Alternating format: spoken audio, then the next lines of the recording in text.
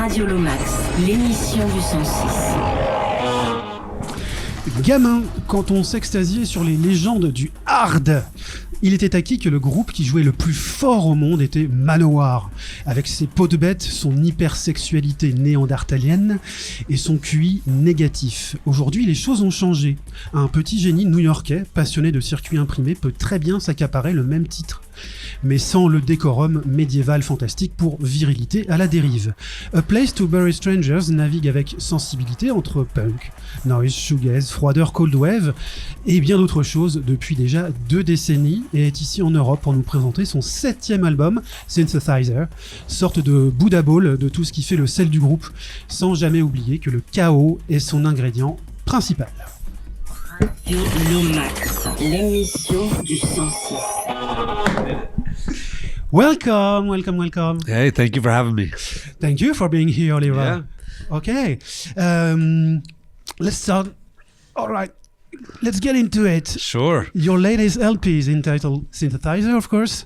A fitting title indeed, if we consider the cover. Yes, Of definitely. course. Yeah.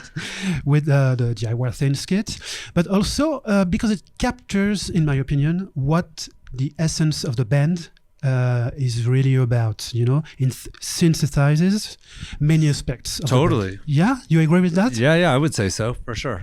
Yeah, it's, we're sort of playing around with sounds and feelings and pushing them. And as time goes on, it seems like you're kind of like in there in depth, just like navigating and controlling and messing with all of these different elements and creating something with that stuff. And as you could become sort of comfortable with these things, it's like you're the wizard behind the curtain. Okay. Did you know actually about Kurt Ballou from Converge? Sure. Yeah. His little business card. Definitely. Yeah. That's an example of giving like a part of the recipe from a band. It's I think that's important. It's especially like when it's kind of there's sort of so many different things that you could sort of do and aspects, and there's like even this giant mystery behind bands and stuff, and so it's kind of nice to just show that like we're all just humans trying to do our thing. Yeah, in my opinion, it kind of breaks the barrier between the classic stuff and audience, artists. Yeah, I mean, I don't know. It was sort of like such a even hard thing to want to break that barrier in some ways. There's something so romantic about being a kid and like looking at album covers and dreaming, who are these people? What are they involved in and all of this? And, that's even a big part of our music is a lot of that is like not knowing where these sounds come from or what these things are. And that kind of mystery makes it where like you use your own head to kind of fill in some of the blanks of those things. So I think it's all fine to like not be too careful with these things. I think so. Okay. This record features ceremonies John and Sandra, as we were discussing about it. How did you get together for that record, for that period, and what was it like to rejoin again after Skywave and all? Yeah, it was great. Yeah, it was just John was still living with Sandra in Virginia, where I grew up. And so every time I would go down there, it was just like we would have such a good time together, and it would be like really so fun. So when the band was kind of crumbling for however many times, this is the 7th time or something or whatever, as bands do, I was like, you know what, this time I'm going to go with people that I know that I just like really love and love to be with all the time, and we have such a good time together. So just made sense to connect with them and do this. And I'd been loving what John had been doing forever. I was always such a fan when we even started creating music. That was one of the forces that really pushed me to move forward, and even was inspiration with A Place to Bury Strangers all of these years. And so to get the chance to work with, these people that I'd been kind of collaborating with and working with this whole time and inspired me to want to create music was just, I think it sort of made it where like, I don't know, you sort of let all guards down when you're in your connected area. there's always this sort of thing with playing with different people where you're sort of navigating, like, what are they into? What sort of elements, how can we make this work, with someone who wants to play some weird off the wall type of music. So for this, it was like just extremely natural, and it was just like kids again, being fun, excited about these things and toying around with things. So you did not grow apart, not at all. I mean, you do as time goes on, that's sort of the thing that happens. It's like there's so many parts of your life that you kind of forget about or put on hold. And it's always even those regrets that you have in life, like the time that you're not spending with your family or the time that you're not doing all of these things. And so, it was really nice to be able to actually make that connection and get back with these things and to make sure that I did, because every time we would be together, which would be like one day out of every year or something, it was, you could make choices in your life to turn these things into more frequent occasions. And I think that's important. That's what's even fun about, like, if you can work with your friends and all of this, it's important, I think. Okay, let's nerd it up. All right. And talk guitar sound. Al Bariley from SSD passed away last week. Yeah. And like listening again to his records made me connect with a certain period in time which resonates with maybe something in your sound, like, early urban waste, government issue, early agnostic front, before the LP, and before they turned to, yeah, sure. Yeah, but that kind of, in the red sound, was it something you grew up on? Definitely. That was some of the first music that, my brother was into a lot of this kind of like punk music, and that really broke me into really even loving music right in the first moment. It was sort of this kind of weird awe of what the hell is happening here? What is this music? Where is all of this energy coming from? And it just kind of opened my eyes. And it was so neat too, because my parents were big music fans too, but this was more like, I don't know, psychedelic music and sort of or the Beatles and Bob Dylan and things. And so this was just, it was like this secret kind of cubby of what music my brother was kind of into. And I didn't know what all of this was. So it just seemed like it was such an explosion, like going through all of his records and cassettes and playing these things and finding that stuff. So to me, it sounded like music was just being destroyed or ripped apart, and I think that's just always been an attraction. Okay, makes sense. Yeah. You go to a great length to come up with your sound, obviously, by making your own gear.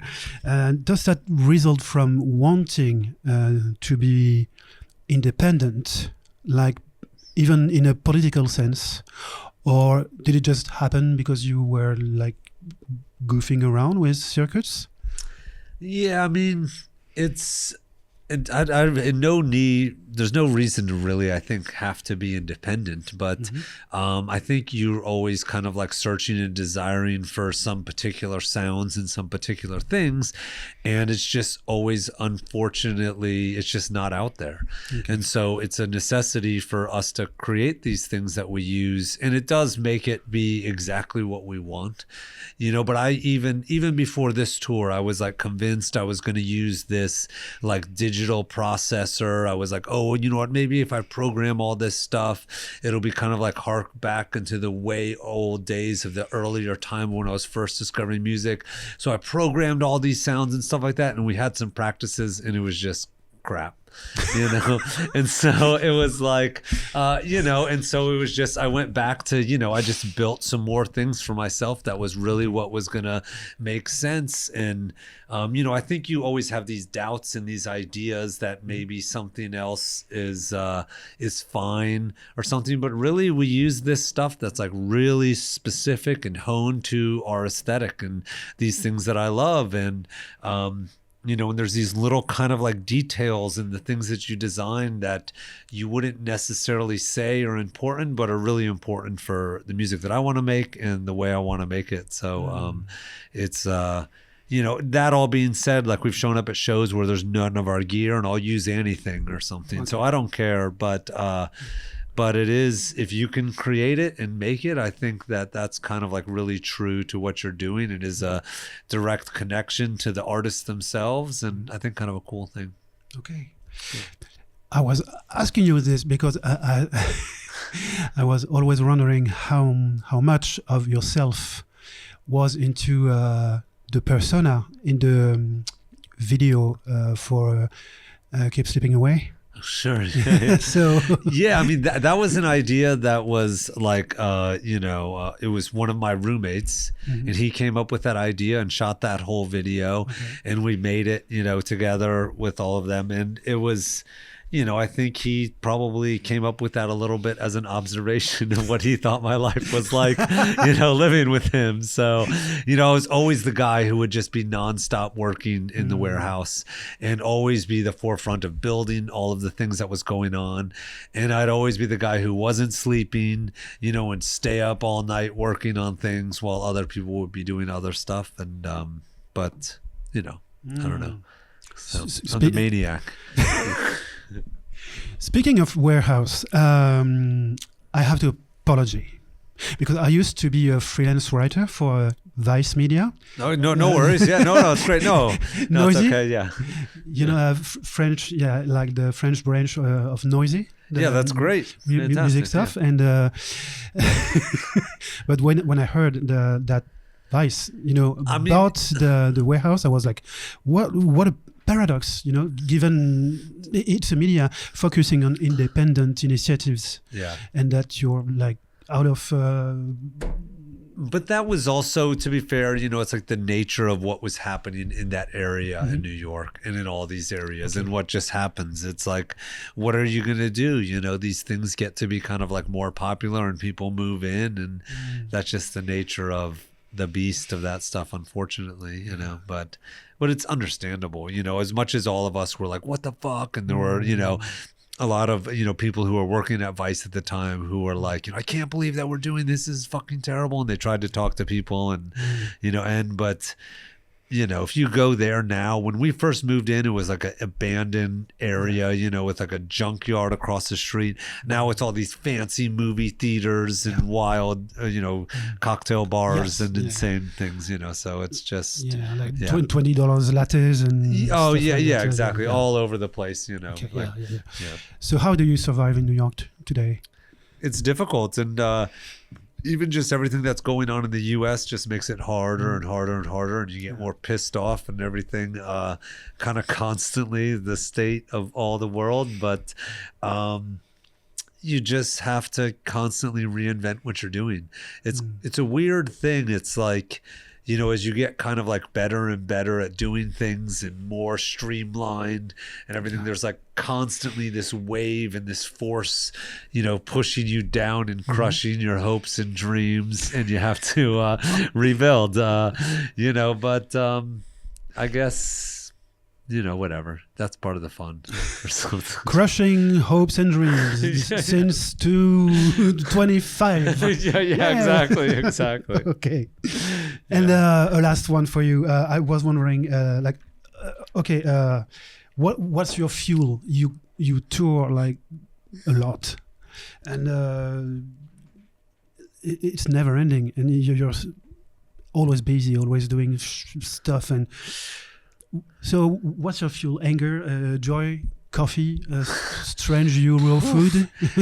All of those things. I think new experiences are always really fun, and I don't know. You kind of want to try to sort of switch things around, and working with different people, and meeting new people, and having new coffees.